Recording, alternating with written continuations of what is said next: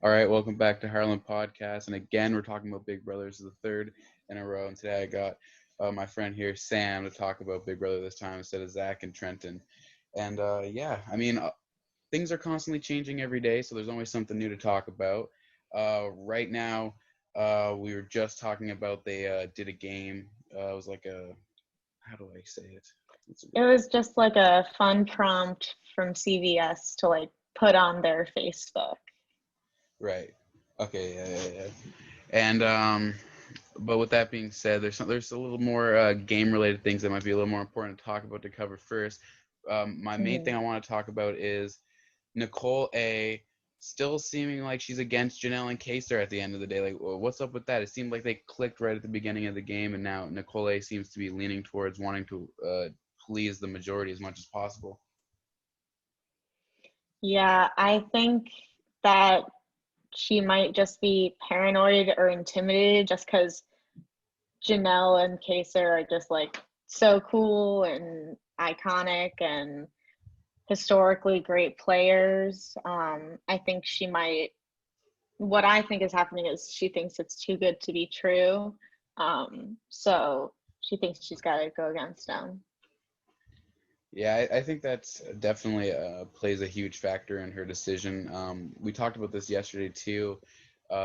Zach said that he thinks that she's still like wrapped up in the idea of how to play the game from her season, and she's not really stepping out into it and trying a new kind of gameplay, which I can kind of agree with. She seems to want to work with outsiders.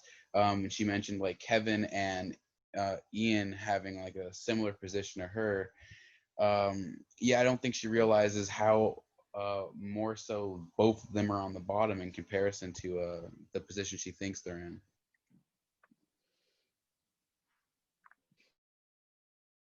Yeah. And also, as she's in a position, um, I feel like most of the people are talking pretty good about her. Nobody's talking about her for like a target, really. If they were like, she's like, her name's not in people's mouths. She's just hanging out, getting a little too paranoid, probably. But I think maybe she'll like form like a really close bond with one person, and that'll get her to become more comfortable, and get her head cleared a little bit. But um, I'm excited to see what happens. I like her a lot. Yeah, I like Nicole a lot too. I think that she's like in terms of personality wise, for sure, she's one of the more like interesting people in the game. You said you think she's in a really good position because not a lot of people have been talking about her. Who else do you think is in that same boat where like not a lot of people are talking about them in a negative light and they seem like they could go the distance?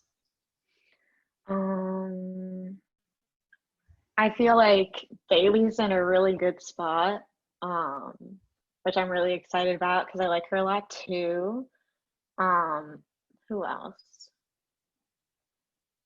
I'm thinking.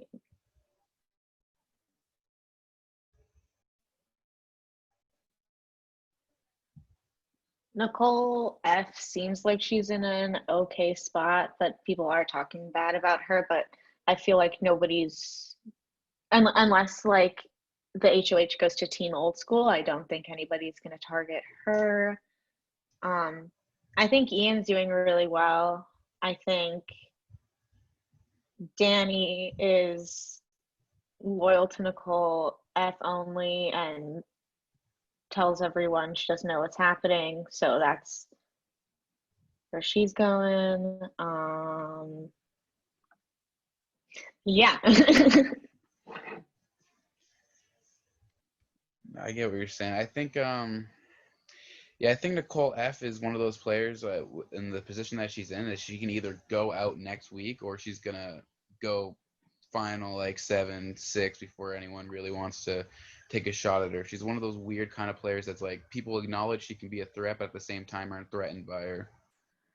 Yeah, probably because like in her past seasons, it's been whoever she was like romantically interested for the summer, like she would cry about something, then they'd be like, "Hey, you can't do that to Nicole." And then they'd go fight those battles. But now she doesn't really have that option. So I feel like we're gonna see something really different. Yeah, I agree. I think it'd be really interesting to see how she reacts to being confronted on her own. I don't know, like, because like her and Janelle are playing this weird game of acting like they don't know that they're clearly against each other, yet they both know that the other one's targeting Yeah. each other. But when they talk, they act like they're best friends. They're playing this like they're like playing circles around, dancing around the elephant in the room essentially. So it'll be interesting to see what happens when that finally blows up, if it blows up before someone gets Yeah. evicted. I mean, I'm gonna go ahead and say it'll blow up before someone gets evicted.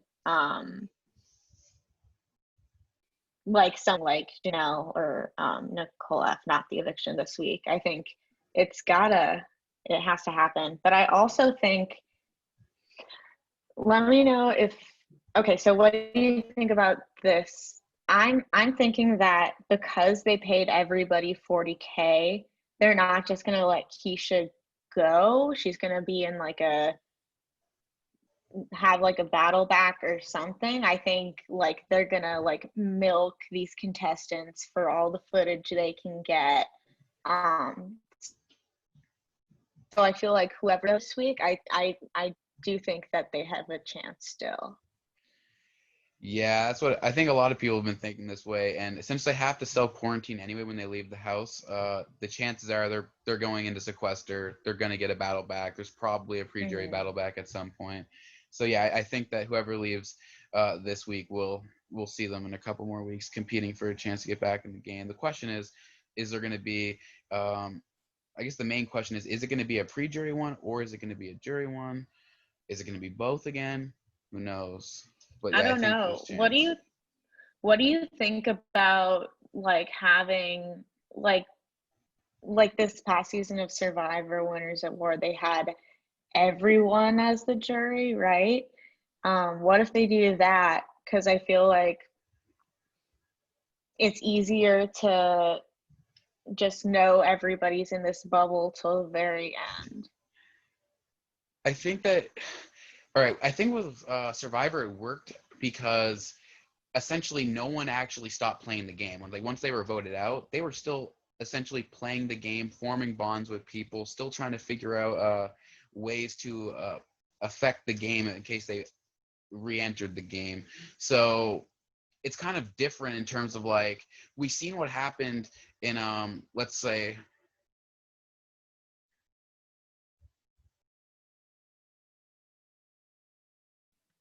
hello, can you hear me? Okay, are we back? Yeah, we're back. Oh man, this happens a lot. I have really bad Wi-Fi. That's okay, it happens. What was Okay, the so where, oh, sorry, I was continue. gonna say what was the last thing that you heard me say?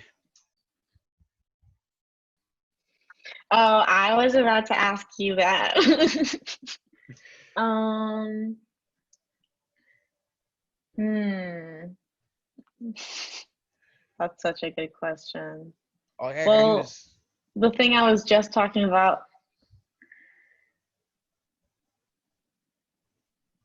okay. Yeah, I was gonna say I can just re-answer the question. Okay, cool. All right. Basically, my answer was really long anyway, so I'll just shorten it down to this.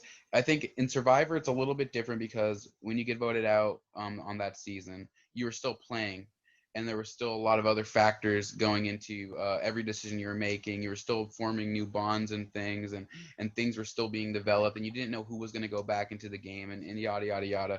And with Big Brother, if you're evicted, you're out, and if there's no battle back or anything like that, then you're done, and you don't see what's actually going on inside the house. And then we seen way back in BB three on how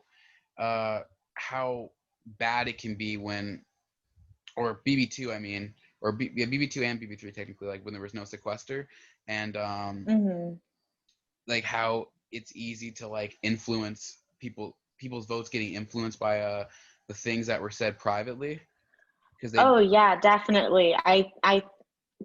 Seeing the show afterwards definitely like changes all of their relationships with each other. So exactly. And I think that if everyone were to go into jury, someone like Keisha, if she were to get evicted this week and not go back into the game, could be easily influenced her vote by someone who gets evicted, 6 weeks down the road, who wants to get their friend the win. I think that it's just like really tricky, because how can someone that never seen any of the gameplay vote for a winner at the end? So I just think that it's just complicated. That's like true. it could be interesting, but I don't know. I think it's too hard to do without like I don't know. It is just, I think that's really difficult to vote. Also, like, how are they going to fit all those people in a room because of COVID? So, yeah, I don't know. That's true. They would have to like individually self-quarantine people too and stuff. I I don't know. feel I like feel like, that would cost like a stupid amount of money. yeah, probably. I'm sure CBS spent more money than they wanted to so far doing this All-Stars thing. So, Well, but they had to. They had to do that. yeah, that's true. I don't know. We'll see what happens. I think that it's just really difficult, to vote on something that you didn't get to see, right? I think that's why the pre-jury element, so like what makes it so interesting is that like having the people in the jury. Ugh, dude, I don't even know what I'm saying right now. I think I'm talking in circles. Let's just move on. Okay. All right, I want to ask you this. So, Okay. I talked about this on the last two podcasts, and I want to talk about it again just because I think that is a really, really important topic to talk about, because it's been getting called out a lot here in terms of like the inner value of the game and like the heart of the game being compromised because of pre-gaming by players that aren't even involved in this season. Do you agree with that? You think that it is really unfair?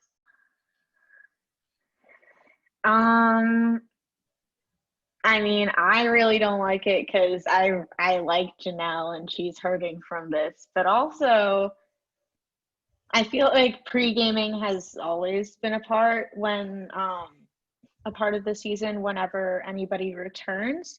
I feel like this is a lot more than there has been in the past, or maybe it just seems that way to me because I'm salty about it, but I don't like it. Yeah, I get what you're saying. Like, I think it's important that you do got to acknowledge if there's ever going to be returning players, they know each other, they run in the same circles, they're going to find out that they're on the same season, they're going to talk about it going in. That's just how it is. I think we all accept that.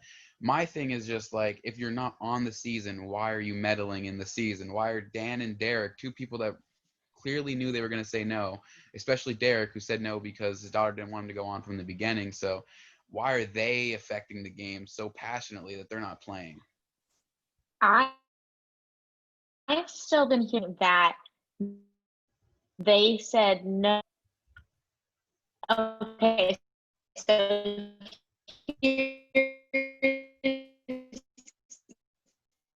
here's what I heard about that. I heard that to go and then Derek are together, and if you don't target them, you're an idiot, or just something like that.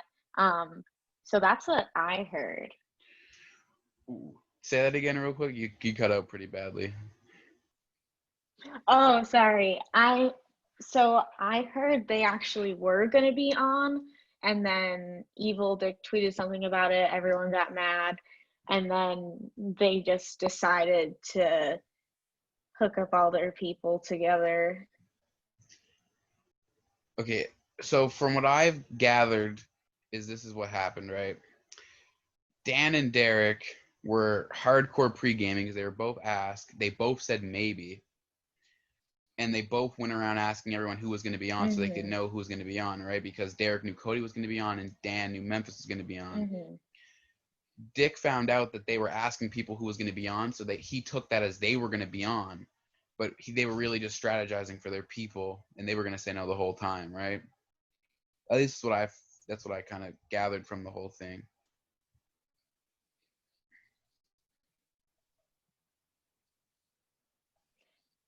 Yeah, that would make sense. But even with all that being said, it's just weird. Like, I feel like there's a big difference between pre-gaming between like people that know each other, like two people that know each other that have worked on the same season, and then essentially 6, 7 people getting together and agreeing like we're gonna work together going in. I don't know, it's just weird to me that so many people were like, it's like Danny, Cody, um, It's it's so many people. Do you think Danny was a part of that? I'm under the impression that like she's number one with Nicole, and because Nicole F, and because Nicole F is like with that group that she's in it. But I didn't think she pre-gamed about it. I don't know because the way she came into the house was like, obviously, if she's close with Nicole outside of the house, it makes sense why she's like connecting right away with Nicole. But she instantly seemed to like lock herself in with like Nicole, Cody, Tyler. And every time anyone asks about those three, she always seems to like defend them or like have something positive to say about them. And that's not like the Danielle that we've ever seen play Big Brother before. Like Danielle and BB13 wouldn't be instantly trying to protect Tyler in a conversation about his game. She wouldn't say, "Oh yeah, but he's so nice. I want to work with him." She would say, "Yeah, he is a good player. Maybe we should question him." It's just weird that she's coming in with this mindset of like Cody, Tyler, Nicole, and I don't know. I feel like something was said beforehand.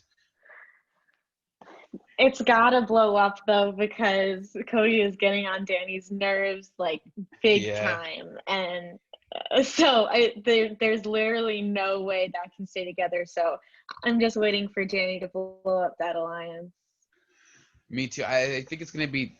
I think Cody is essentially gonna be the heart of the reason why anything doesn't work out, because he just, I don't know. Cody's just really bad at this game strategically. He says things that he shouldn't say. There's certain people he shouldn't say it to, and it's just gonna bite him in the ass. Like Enzo asked him about Tyler, and and for some reason Cody thought it was a good idea to say, "Oh yeah, I really like Tyler. I want to work with him, but I also think he's a snake."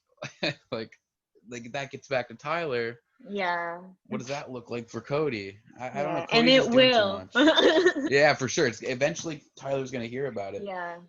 So, but it seems like they're all making that mistake. Everyone in that group I'm seems to be overplaying. Yeah, I agree with that. I'm also really excited for when Danny finds out that Nicole F has like doesn't really have her back. Um I like watch Dick at Night, like Evil's like after the show, whatever. And he said that Danny was gonna quote bury her. So I feel like that's gonna be really exciting as well.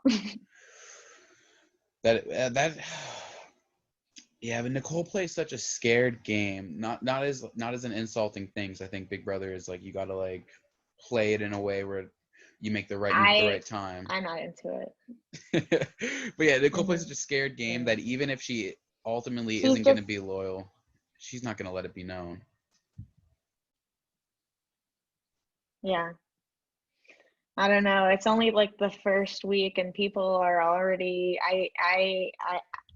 I think it's got to come out sooner or later. Maybe not this soon in the game, but even Eventually. later, then Daniel will be even more mad.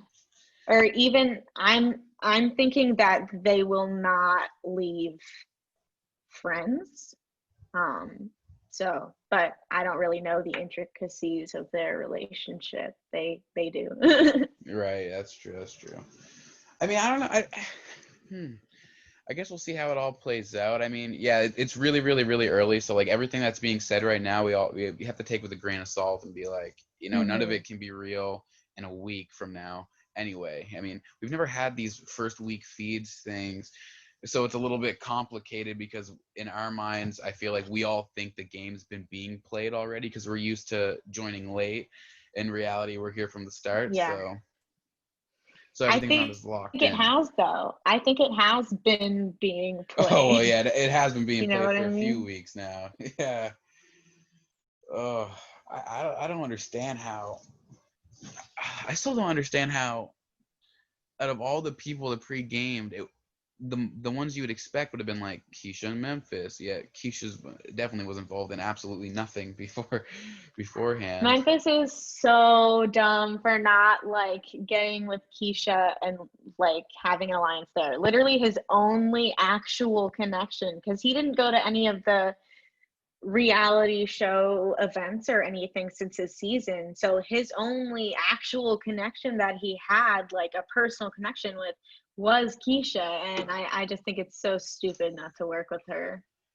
That's true, but I think that we do have to mention the fact that, as far as I know, I don't think they had much of a relationship after the show. I could be completely wrong about that, but they had a very rocky relationship, Big Brother Yeah, wise, definitely not. because you're right. The last thing that I know is that Memphis screwed her over when she thought he was actually going to take her to final two. The first thing Keisha said about Memphis when she was asked about Memphis is, "Oh yeah, I'm definitely not going to make the mistake of trusting him again." So it's like you can kind of see from both ends. Would Memphis be completely stupid to want to get rid of a potential thing that makes him a threat? Because people are going to always look at him and Keisha as a pair. I mean, in reality, they're not really a pair at all. So that could reflect negatively on his game. So I understand from a certain perspective on why he wouldn't want to keep Keisha around. I just don't think it makes sense for him to vote her out this early over Kevin of all people, who he doesn't seem to be that close to either. So And I want Kevin to get his baby. I'm really rooting for Kevin. I like everybody, but once I saw like their intro packages and like why they wanted to win, I want Kevin to get his baby. me too. Oh man, I've been waiting. I really hope Kevin steps up his game because he's been. I don't know what happened this week. He got Yeah. nominated and he turned into a completely different player than I've ever seen Kevin be. But Yeah, it's also been a really long time, but that's true. It's been like what? This is 10 seasons since he 10 last played. years, yeah, Yeah. however many. So I think it's also probably really hard to be thrown back into that after all that time. And then be put on the block immediately. He's just not responding well to that. But maybe next week, nobody will nominate him and he'll be able to soften up, get a little goofy. Yeah, I Have think once fun. he's off the block again, he'll go back into his like social mode and start Yeah. building those connections again. Because he was doing really good at the beginning. It was just that he waited too long to talk to Cody. That was his only mistake. Yeah. But yeah, I think I'm getting that vibe from most of the old school players that they're kind of feeling out of their element because it's been so long since they played. Except for Kaser and Janelle, they just seem to like go right back into it, and they don't Yeah. seem to be affected by the fact they haven't played in like 20 years, or Kaser Yeah. hasn't Too played. easy. Yeah, it's crazy, but yeah, I'm seeing it from like Ian. He's kind of but I think he had he's trying to play a different game than he did in BB14, or trying to seem like he's playing a different game in BB14. So I think that's also affecting how he's playing. hmm Um, uh, Talking about Kaser and Janelle, do you think it was smart for both of them to compete in the safety suit or safety suite or whatever it's called? I mean, I really do think it was a last minute thing with Janelle, like following him in. I think at least what a good plan would have been is Kaser doing it at the very last minute. But I feel like if there was just one of them, it would be like a timed thing or something, right? Like, yeah, I don't know.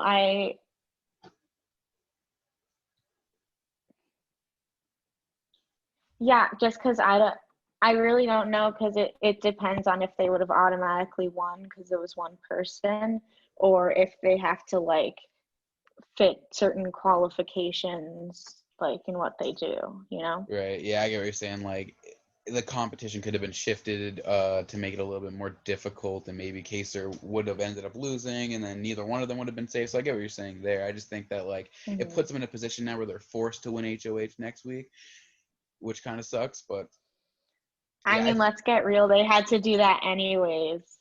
that's true. But if they lose the HOH, they don't have the safety suite to like fall back on next week. That's the only downfall hmm to it. But I honestly don't see anyone else winning HOH than one of them anyway. So honestly, at this point, Oh my gosh, This I hope that would be awesome. I don't think anyone's fueled as much as them to win. Everyone's thinking about throwing it. I think the only other person that's going to compete strong for that HOH is going to be whoever stays in this eviction. I think everyone else is kind of trying to play it safe as possible. So Annoying, but yeah. you don't like the safe players. You don't like the players that try to like make the right move at the right time. Safe players are fine, but literally everyone's saying the exact same thing. And I think that's dumb because everyone in there has played this game before. They know how it is. They whatever. It's also just the first week and I've never played, but um yeah. So aside from Janelle and Kaser, who do you think you're rooting for the most in the game right now? Well, Kevin, because I wanted to get his baby. Um, I I really feel like Davon is a very different player this season. She might not have like just being able to see things that other people didn't see like she did in her last two seasons, at least so far. Again, only 6 days in. But from when I watched her intro package, I was like, I feel like she's going to do awesome. I feel like she's doing really well. I think Bailey can also go really, really far. I think if Cody doesn't go out like pre-jury, I think he's going to be there a really long time, as long as he has someone to like think for him while he does the comps. But as soon as he doesn't have that, I think he's fucked. Yeah, I agree with most of what you just said, especially with the Cody thing. Cody needs someone there to play the game for him, essentially. He just does the heavy lifting. I Mm-hmm. hate saying that about players. I think that because I think especially Cody will probably be really insulted by that, but he's just proving it every time I see him get power. He needs someone there to do the Yeah. thinking for him. Like Nicole Yeah, I mean, basically. on his last season, that's what happened. So that's what he's used to. He goes and he's like, all right, what's the plan? Like, let's do this. I'll win the comps. So he's going in, and I don't know who he's trying to get to be that person right now. I don't know. If it's Nicole F, I feel like that's not an awesome idea. But It's gonna yeah, be maybe Nicole it's or Enzo. Enzo. Yeah. Their alliance name, The Roots. Everyone's hating so hard on it. Yeah, really, come on now. Like, Well, they both got the same roots, Jersey. oh, that's so. What about the Jersey Boys? That would be so corny. Or like, Uh, I feel like they could be called Animal House, and like Enzo could be the Meow Meow Woof or something. I feel like there are so many possibilities there, but yeah, they I didn't choose get to do that. you gotta wait for the bigger alliance to form, when they have like 4 or 5 people, and that's when they'll actually care more about the actual name of it. The names. Exactly. Like Yeah. Enzo proposed doing an alliance, and I'm not sure if they have all meted yet, but I know Enzo wanted to do him, Cody, Bailey, Dave Vaughn, I think it was Danielle. Danielle and Nicole, one of the two. So that's a possibility. What is your Yeah. thoughts on all these alliances forming? Because there's about like 17 at this point. There's so many.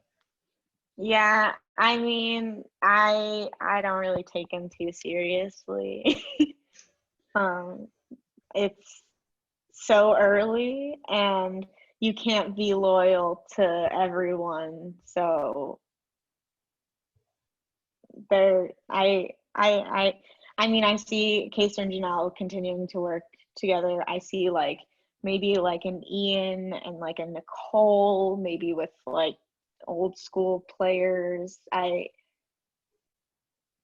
just see Danny blowing up that big alliance that I'm seeing forming right now.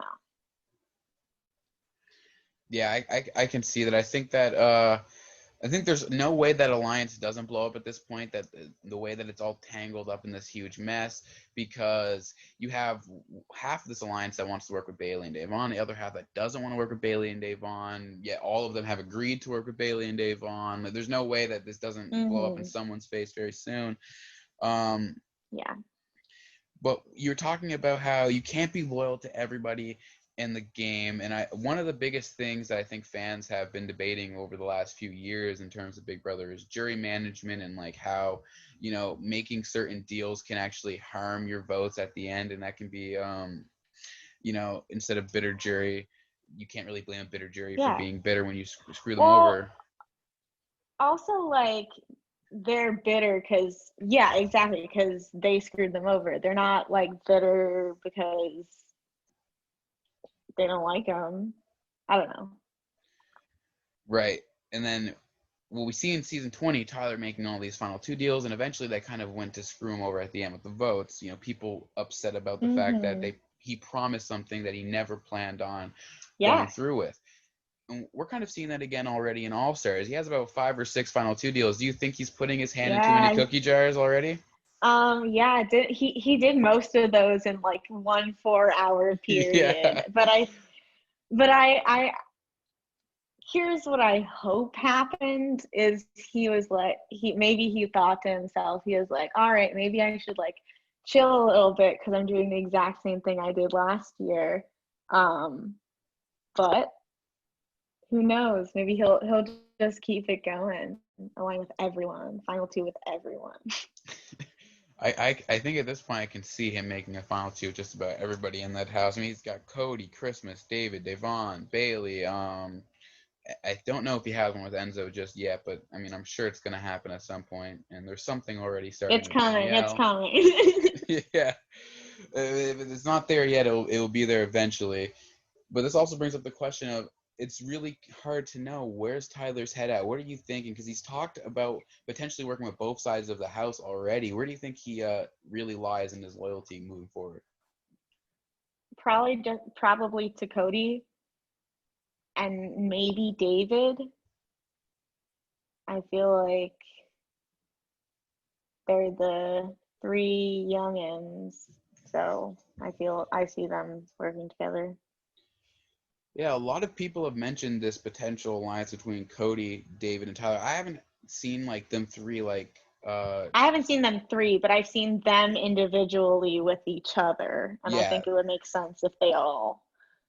So you think that's smart for their game, like for them 3 to come together and work together, even though it's kind of very obvious and it's already been called out by people before it's actually happened? Or do you think that they should try to avoid that for the sake of not being so noticeable? If anybody doesn't believe them and they just all of a sudden stop talking to each other, then I guess that's on them. But I feel like it would be so obvious. If I think they should work together. If people already.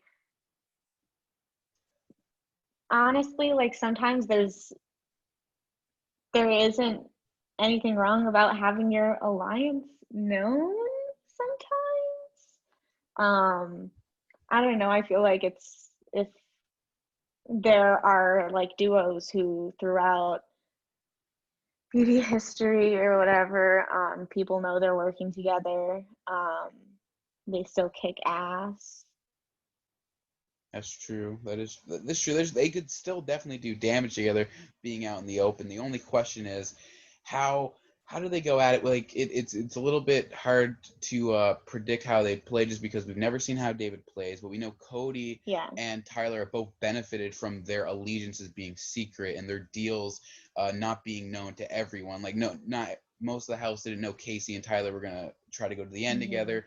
Most of the house didn't know Cody and Derek were gonna try to go to the end together. They really benefited from the secretness of their alliances, which is why I question whether or not they would want to work in an alliance. Well, I think Cody's number 1 is like I think they wanted it to be Memphis, but I think it's like Nicole. Yeah, I don't know. At this point, it could be Enzo, it could be Nicole, it could be Memphis. I think it's going to take a couple weeks for Cody to decide. He seems to take a long time to figure out what's going on. Yeah. Yeah. Well, because he was upstairs the whole week, So, like, of course, you're not going to know what's going on. Not everybody's going to come up to see you in your palace. Like, Yeah, the he won first week, you got to talk HOH. to people. I think because he genuinely, like, didn't think it would be a problem.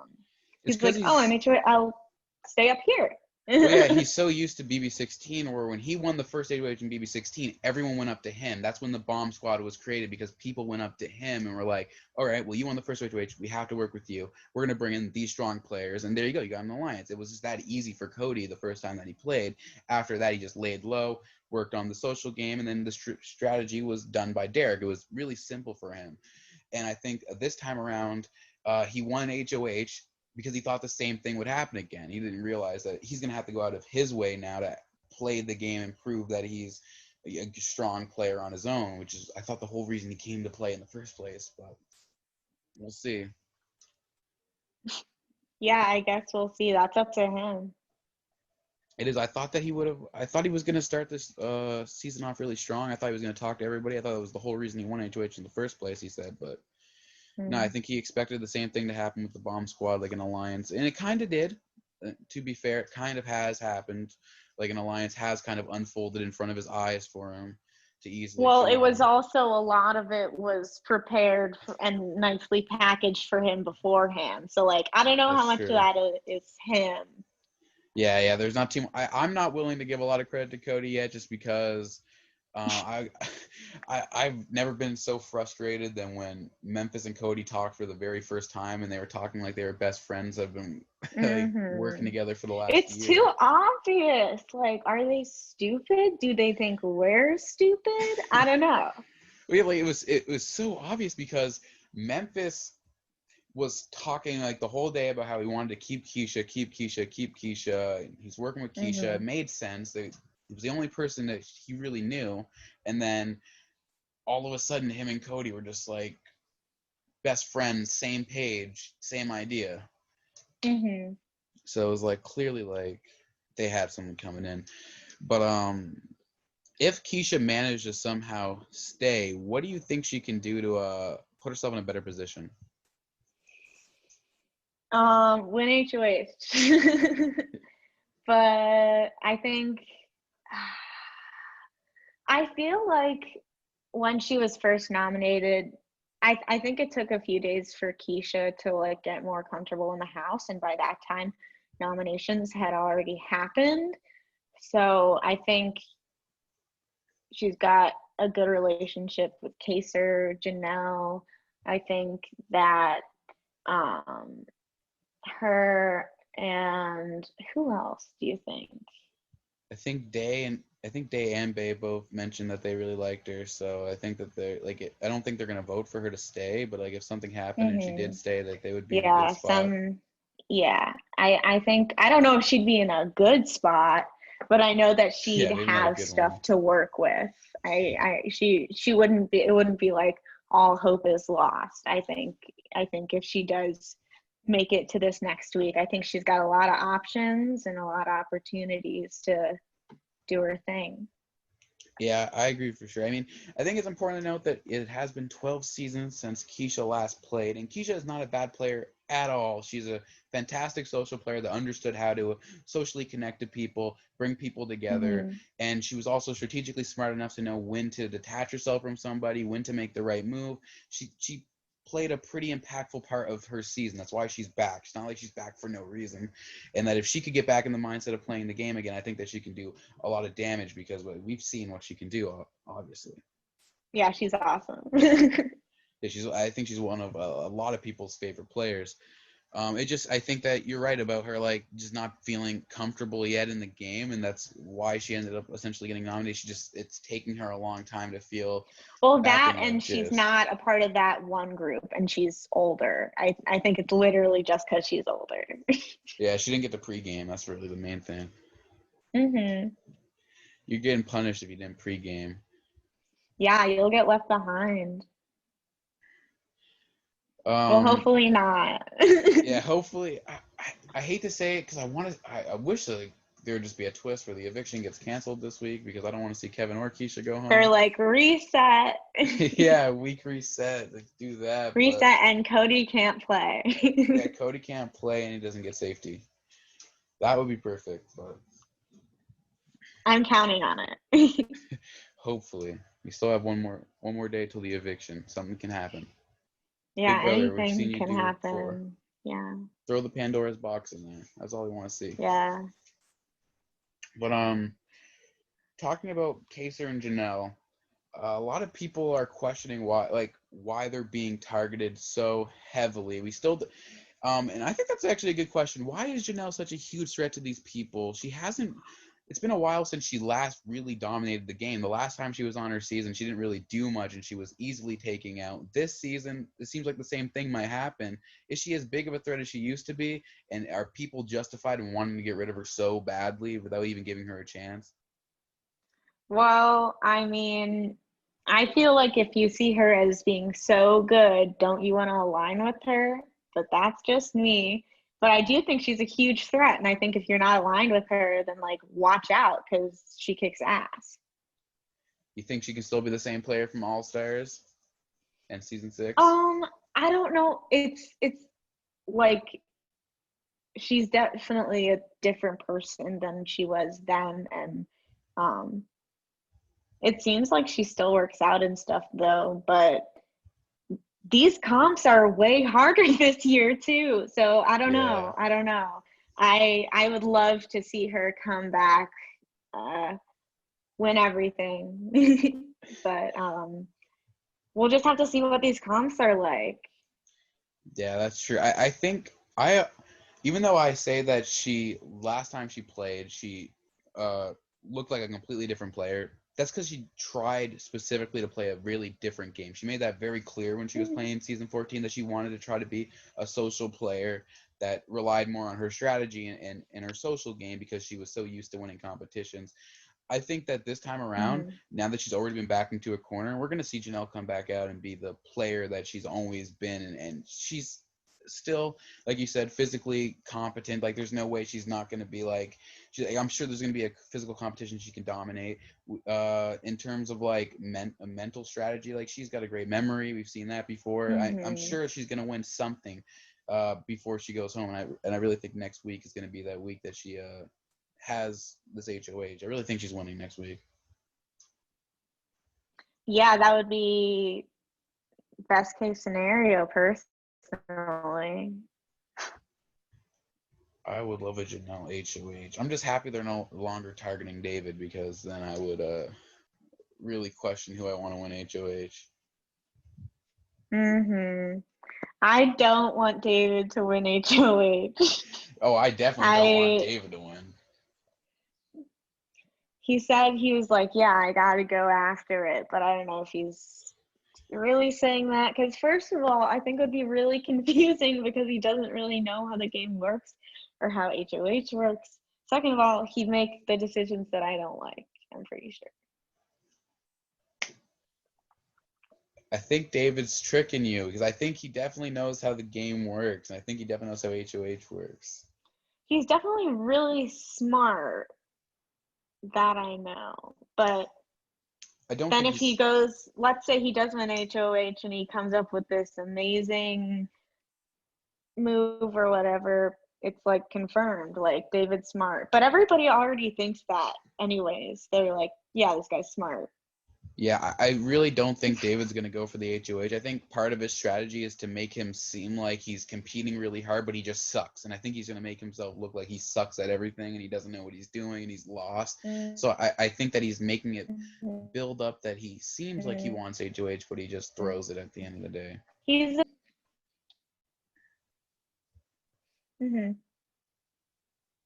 I am excited to see what he does throughout the season, though. I'm really curious to see what his game's like, just because he is so smart and is so observant. I think that he can potentially do a lot of damage, and nobody knows.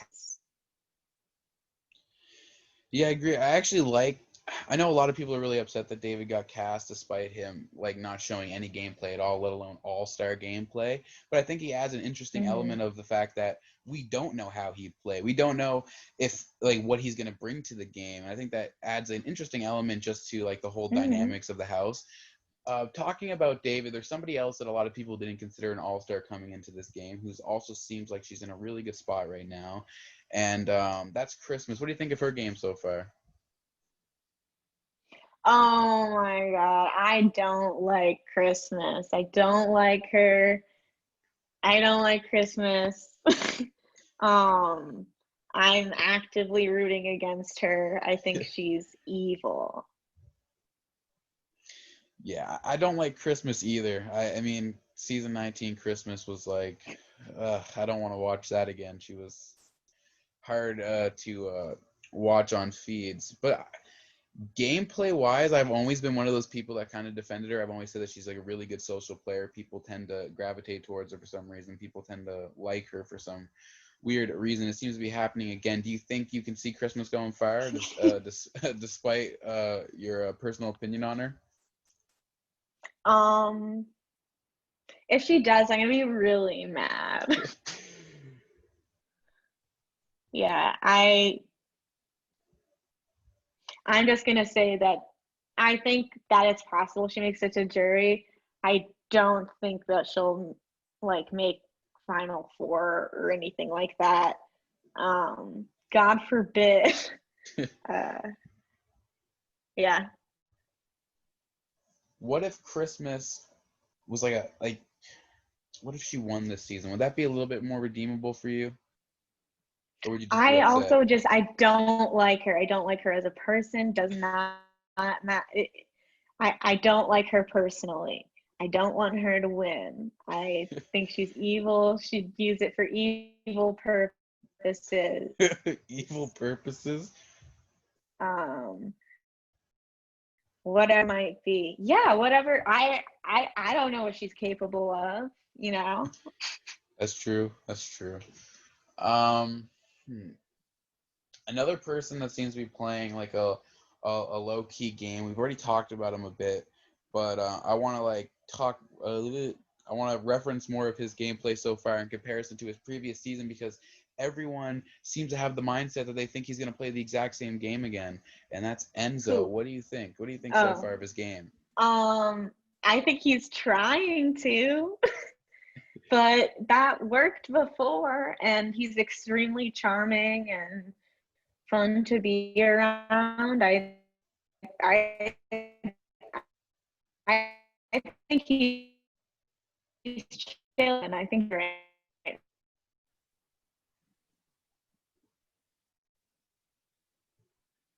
Wait, say that again. You cut out. Okay, I think Enzo's definitely trying to do the exact same thing. I think it's working. I think it worked before. Um, I don't know if like the like brigade strategy or whatever it would actually work because everyone knows about it and it's just so famous. But he's very charming, super fun to be around. I think he's chilling. I think he's doing good. I think he doesn't have to win next week for sure. Yeah, I think Enzo's strategy so far is working really well. I think that he is trying to play a little bit more of an individual game than an alliance game, just because I think he knows that everyone Mm-hmm. expects him to try to form some group of people, whether it is an all guys alliance or it's, whoever. People just expect the an alliance to come out from him. Every conversation everyone has about Enzo has been, I'm waiting for him to make an alliance. I'm waiting for him to make an alliance. Cody kept saying, I'm waiting for Mm-hmm. Enzo to start an all guys alliance. And I think that it's smart so far that Enzo hasn't initiated that yet. I don't know if he will a little bit further down the road. Hopefully, he tries to avoid that as much as possible, just because it can be easily used against him. But yeah, like you said, he's really, really charming. He has a lot of natural charisma. He's incredible at like just being entertaining the other house guests with fantastic, funny stories that people like to listen to. I've always said that. I said this in the last podcast. The person that tells the funny stories at the beginning of the game, they always go to the end. Like Kevin and BB19 is a great example. Everyone loved to like sit around Kevin and listen to, whatever stories he had to tell. And Enzo's that kind of player. He just knows how to get people on his side and like him. So I think Enzo is in one of the best spots in the game right now. I think definitely. And I think if somebody does turn on him and he like gets evicted because of that, I think he'll be pissed, and I think it'll be personal.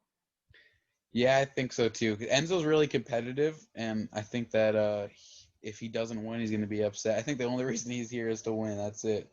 Enzo's one of those players Mm-hmm. that I see is doing everything in his power to try and win because he came so close in season 12. Yeah. Another player that's been playing a really low key game. Oh yeah, what were you saying? Oh, I didn't say anything. Oh, okay. Another player that's been playing a really low key game that people are expecting to also kind of gravitate towards an all guys alliance for some reason. A lot of people have been expecting Can that. you believe it? The world's first all guy alliance. They're finally doing it. I don't think there's going to be an all guys alliance this season. I don't think. I've always been one of those people that says all guys alliances don't tend to work out and all girls alliances don't tend to work out, and it's for the simple reason of I don't know, people always try to alpha someone else. If there's a group of girls working together in the Big Brother house, tends to be two girls that want to be the leader that go against each other, and same thing with an all guys alliance. I mean, Brigade worked because they basically assigned each other roles going into the alliance, and they understood they needed each other. it. Mm-hmm. It's just really hard. I don't know. All guys alliances don't tend to work out, but I think I think that they sometimes do. I do. I think because women are conditioned to hate each other, the all women's alliance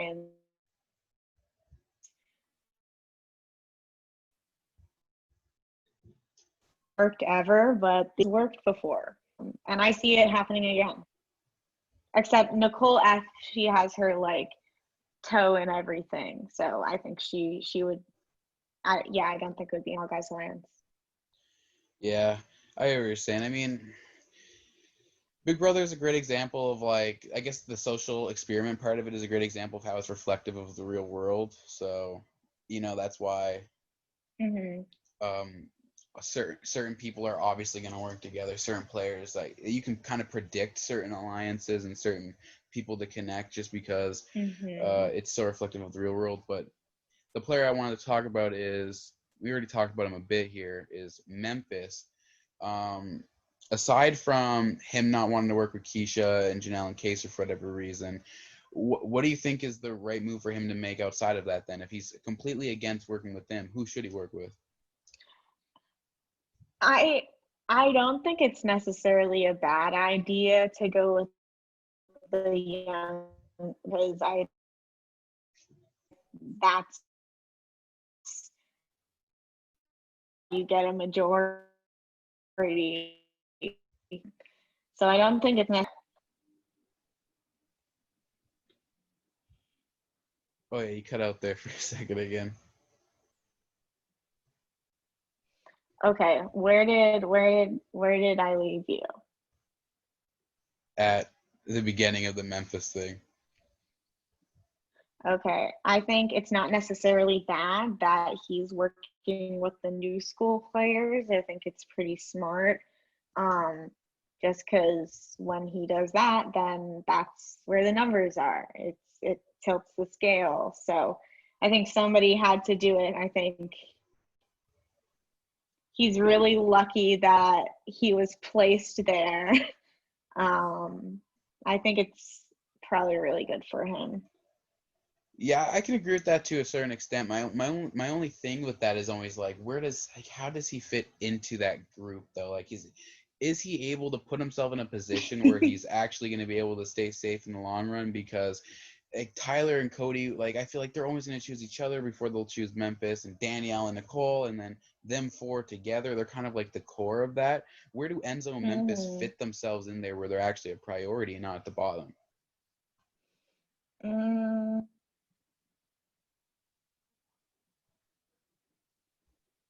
I don't know. It's a good question.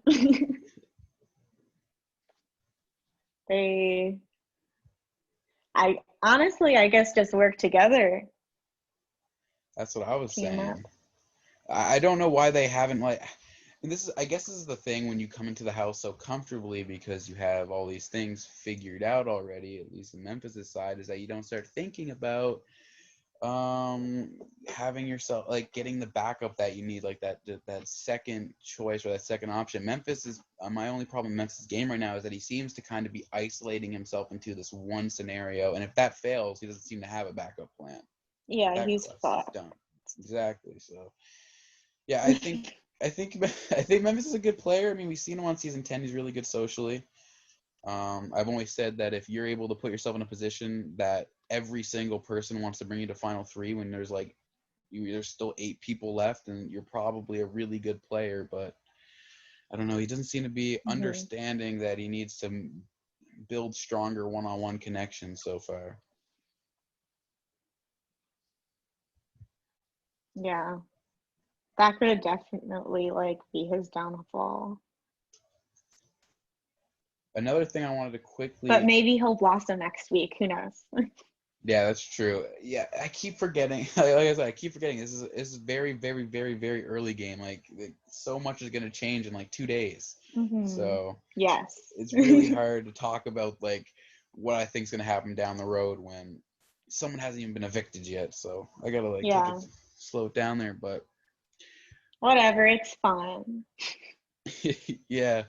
My question, something I wanted to cover real quick is who do you think is going to be the first player to realize they need to start splitting up duos? Because it seems like a lot of people are falling into the whole duo category already right off the bat. Yeah, I think everyone's so focused on their own duo, they're not noticing everyone else. Um, well,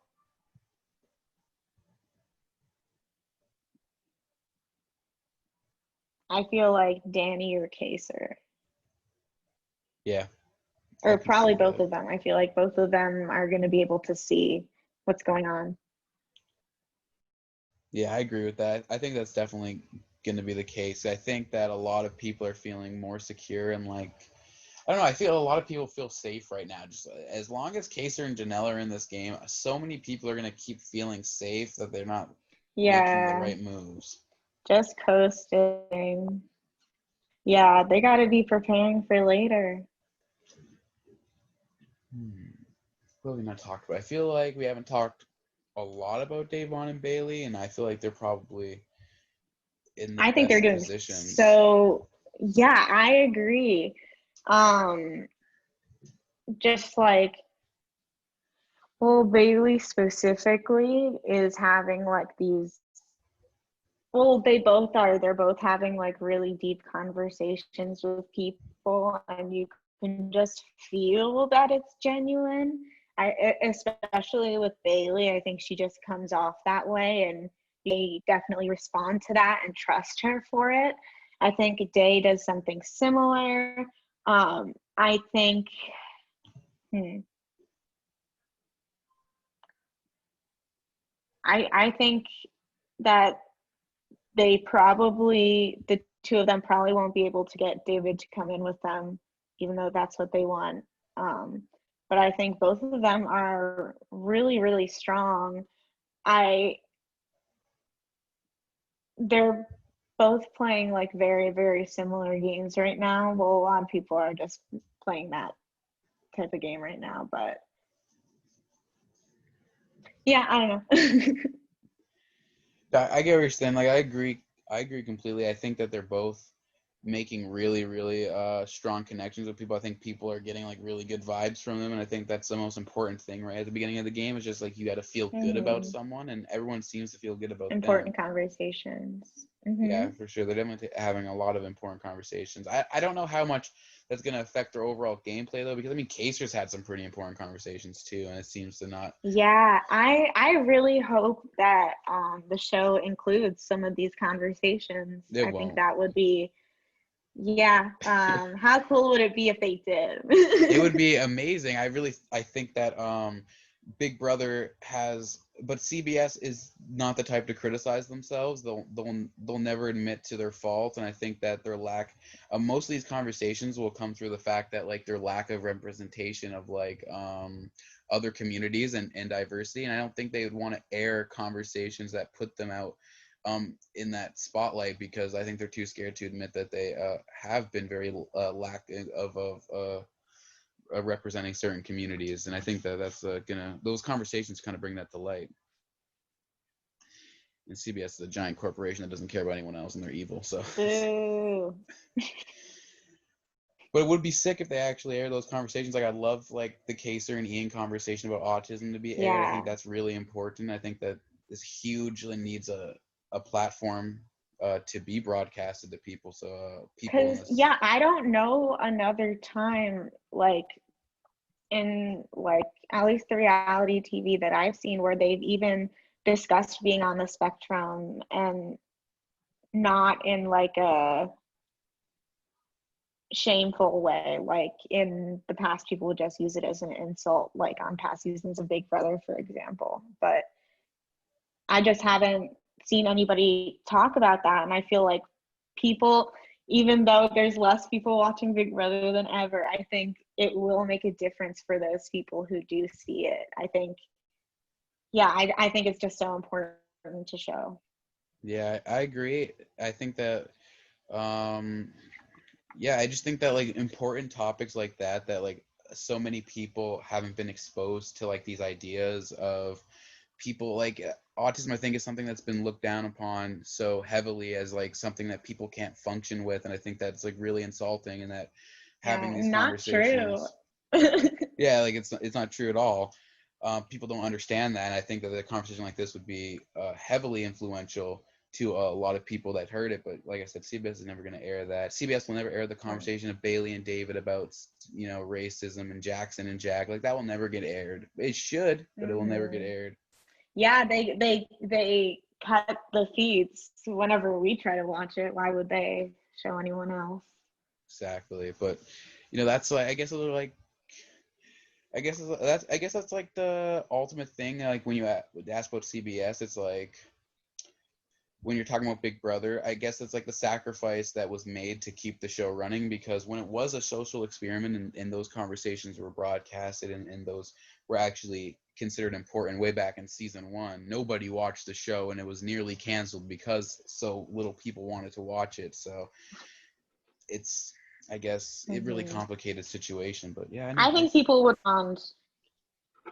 Yeah, I think in today's climate and today's culture, a lot of people would find it more interesting than back then. But CBS seems to not understand their own audience. Not gonna lie. I don't know. We'll see. That's ultimately up to them. Yeah. Yeah, you just gotta. Give me a reason to watch the episode at least. But Anyway, so another thing we have to talk about here, just because I think that a lot of people, a lot of fans have been kind of split on this. Enzo winning veto and not using it. Was it an unnecessary win for Enzo to go out of his way to win the power of veto just to ultimately keep the nominations the same anyway? Is that unnecessary target on his back, or was it smart? I mean, I feel like just showed Cody and them how loyal he is. I think that's why that happened. I don't think it's necessarily bad for him. Bad for me and what I want, yeah. But I think he's like I think he's in one of the best positions, really. I do. I think he's, and I think that win and not using the veto definitely solidified the alliances he was already building. He was like, see, I do what I say I'm gonna do. Yeah, I agree. I think a lot of people overreacted to like him winning the veto. I think a lot of people, I guess it goes to Vanessa's strategy. Vanessa's an incredible player, and she plays. I think she said every time she wins the veto, she's gonna use it so she can gain an ally, and that's an incredibly smart strategy, obviously. But in another sense, in the way Enzo won Beto, there was two things I think that it did good for his game. Like you said, it secured him with Cody and all those other people that were like, okay, now you have to prove yourself, prove what side you're with. And then also I think it takes away that argument of he's going to play the exact same game he played in season 12 where he threw a bunch of competitions or he lost a bunch of competitions. Winning right out the bat proves he's trying to play a different game. So I think it can look very positive for him this early. Maybe later on it would have made a little less sense, like in a couple weeks. Definitely. But yeah, I think it's. I think there's. Game. Yeah, I agree. Just so you know, my phone has 10%. All right. Well, let's just let's talk about this last couple things quickly then, and then we can finish up here. And we have talked about a lot already anyway, so there's not that much more to cover. One of the last things I really want to cover here is Kevin being so in the dark. Like, he's blamed so many people for his nomination, yet he seems to not blame the person who nominated him. Do you think that going in with this mindset of going into next week, that he can make a really bad move if he were to win HOH? He's talked about going after Janelle because of this, thinking that Janelle is responsible for his nomination. That would be so annoying.